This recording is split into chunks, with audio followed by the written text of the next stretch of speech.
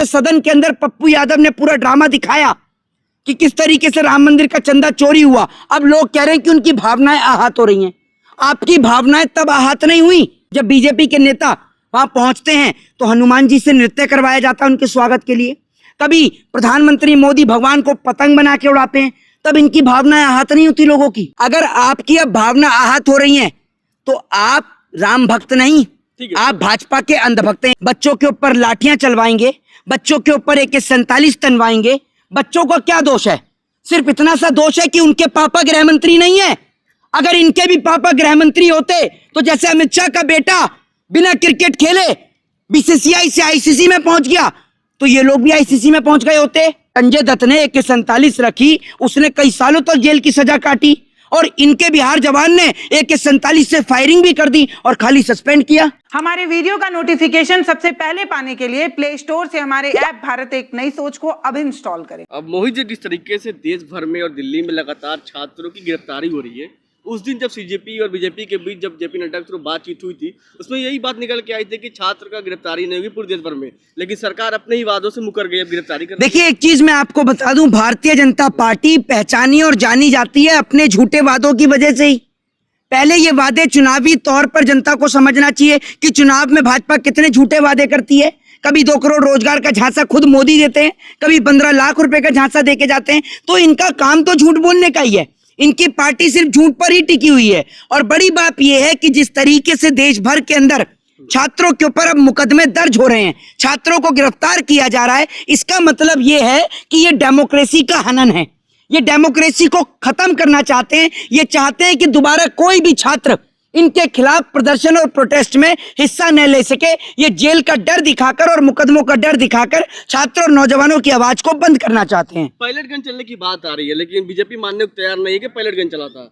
नहीं, एक बात आप मुझे ये बताइए, अगर बीजेपी मानने को तैयार नहीं है तो अभी आपने देखा कि बिहार के अंदर जब छात्रों के ऊपर एक पुलिस वाला, एक बिहार पुलिस का जो जवान है वो AK-47 चला देता है, तभी तो उसको सस्पेंड किया गया। आप मुझे बताइए, तभी तो उसको सस्पेंड किया गया। दूसरी बात यह है कि सबसे बड़ी बात यह है कि जिस तरीके से छात्रों के ऊपर बेरहमी से सड़क पर गिरा कर लाठी और डंडे मारे गए, महिलाओं के प्राइवेट पार्ट में पुलिस ने डंडे तक करे, लेकिन पुलिस के ऊपर कोई कार्रवाई नहीं हुई। लेकिन अगर नौजवानों ने कुछ थोड़े अपशब्दों का प्रयोग कर दिया तो नौजवानों के ऊपर मुकदमे दर्ज हो गए। मैं पूछना चाहता हूं कि वो भारतीय जनता पार्टी के अंधभक्त जिन्होंने प्रधानमंत्री से भी बड़े राष्ट्रपिता महात्मा गांधी को लेकर अपशब्दों का प्रयोग किया, क्या उनके ऊपर भी दिल्ली पुलिस NSA लगाएगी? क्या उनके ऊपर भी दिल्ली पुलिस मुकदमा लगा के उन्हें जेल में बंद करेगी? जिस तरीके से आपने छात्रों को बंद किया और छात्रों के प्रोटेस्ट को खराब करने के लिए जो भाजपा के अंधभक्त वहां पहुंचे, क्या उनके ऊपर भी मुकदमा लगेगा? बताइए आप मुझे। वो तो लगातार अपशब्दों का प्रयोग करते हैं विपक्ष के नेताओं के खिलाफ। इसके जिम्मेदार कौन है? लाठी चार्ज हुआ, पायलट गन चला, आपको गृह मंत्री कौन है? गृह मंत्री। अगर गृह मंत्री इसका जिम्मेदार नहीं है और आप ये कहते हो कि भैया SDM DM से हम परमिशन लेकर ये काम होता है, तो फिर आप क्यों कहते हो कि अयोध्या के अंदर राम मंदिर के ऊपर जो गोली चलवाई थी वो मुलायम सिंह यादव ने चलवाई? फिर तो उसका जिम्मेदार सीधे तौर पर वो निपेंद्र मिश्रा है। आप मुझे ये बताइए ना। और अगर वहां पर जिम्मेदार निपेंद्र मिश्रा है तो सीधे तौर पर यहां पर फिर आप DM को कह सकते हैं या SDM को कह सकते हैं। लेकिन अगर वहां पर आप मुलायम सिंह यादव को कहते हैं तो फिर यहां पर भी जिम्मेदार देश का गृह मंत्री है। और जब से गृह मंत्री के इस्तीफे की चर्चा चली है, गृह मंत्री और प्रधानमंत्री नरेंद्र मोदी दोनों सदन छोड़कर गायब हैं, सदन में आ ही नहीं रहे। और आज जिस तरीके से सदन के अंदर पप्पू यादव ने पूरा ड्रामा दिखाया कि किस तरीके से राम मंदिर का चंदा चोरी हुआ, अब लोग कह रहे हैं कि उनकी भावनाएं आहत हो रही हैं। आपकी भावनाएं तब आहत नहीं हुई जब राम जी के अयोध्या के अंदर जब बीजेपी के नेता वहां पहुंचते हैं तो हनुमान जी से नृत्य करवाया जाता है उनके स्वागत के लिए।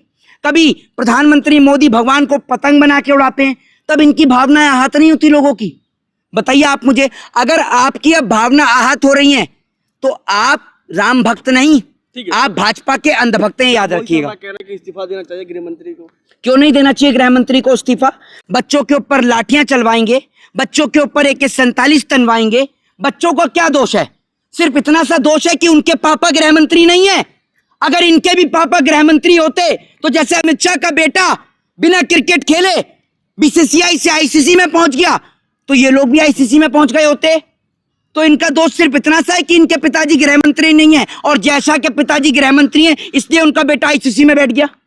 बताइए आप मुझे, कल को तो आप हमारे ऊपर भी मुकदमा ला के हमें भी जेल में डाल देंगे सिर्फ इस वजह से कि हमने गृह मंत्री के खिलाफ बोला।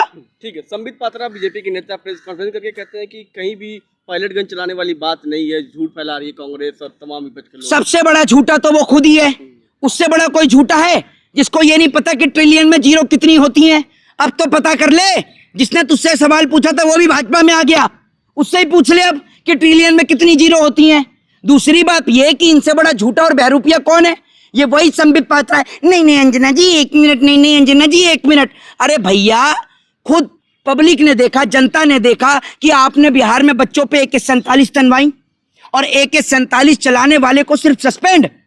एक और जिस संजय दत्त ने AK-47 रखी उसने कई सालों तक जेल की सजा काटी और इनके बिहार जवान ने AK-47 से फायरिंग भी कर दी और खाली सस्पेंड किया।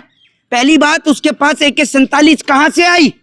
AK-47 का एक अलग नियम होता है, अलग प्रावधान है भारतीय संविधान में। आपने AK-47 कैसे बच्चों के ऊपर फायर कर दी? आप इस सवाल का जवाब दीजिए, और जवाब आपके पास है नहीं, इसलिए देश का गृह मंत्री को इस्तीफा देना पड़ेगा। तो सदन में आ ही नहीं रहे, मोदी जी भी नहीं आ रहे। डरपोक हैं, कहां से आएंगे? डरपोक हैं। प्रधानमंत्री जब बच्चों का आंदोलन चल रहा तो उसको प्रेस कॉन्फ्रेंस करनी चाहिए, मीडिया के सामने आना चाहिए। रील बना रहा है, वीडियो, उससे संदेश भेज रहा है। अरे प्रेस कॉन्फ्रेंस करो, बच्चों के बीच आओ। वहां विदेश में तो बड़े लंबे लंबे छोड़ के आते हो, लपेटनी मुश्किल हो जाती है, यहां पर भी छोड़ दो थोड़ी बहुत। कभी जनता के बीच में आकर जनता से बात तो करो। माना कि आप मोदी जी अपना घर परिवार छोड़ के बैठे हो, मन की बात करने के लिए आपके पास कोई नहीं है, लेकिन उस मन की बात को छोड़कर कभी जन की बात भी कर लो। जनता के बीच आकर, जैसे अखिलेश यादव, राहुल गांधी और तमाम नेता प्रेस कॉन्फ्रेंस करते हैं, आप कभी आइए तो प्रेस कॉन्फ्रेंस करने। गोदी मीडिया से अलग हटकर कोई तो ईमानदार पत्रकार आपसे टकराएगा जो आपको करण थापा की तरह दोबारा पानी पिलवाएगा, ये याद रखिए। और ऐसे अब देश में हजारों लाखों पत्रकार हैं। जेएनजी के बारे में क्या कहेंगे? लोग कह रहे हैं कि सरकार जेएनजी से डर गई, बैकफुट पे आ गई। सरकार नौजवान से, किसान से, सबसे डरती है। सरकार तो देश के संविधान से भी डरती है, तभी तो संविधान में संशोधन करती फिरती है। सरकार हर चीज से डरती है। ये डरपोकों की सरकार है, जो सरकार ज्यादा दिन चलेगी नहीं। जय हिंद, जय संविधान। हमारे वीडियो का नोटिफिकेशन सबसे पहले पाने के लिए प्ले स्टोर से हमारे ऐप भारत एक नई सोच को अब इंस्टॉल करें।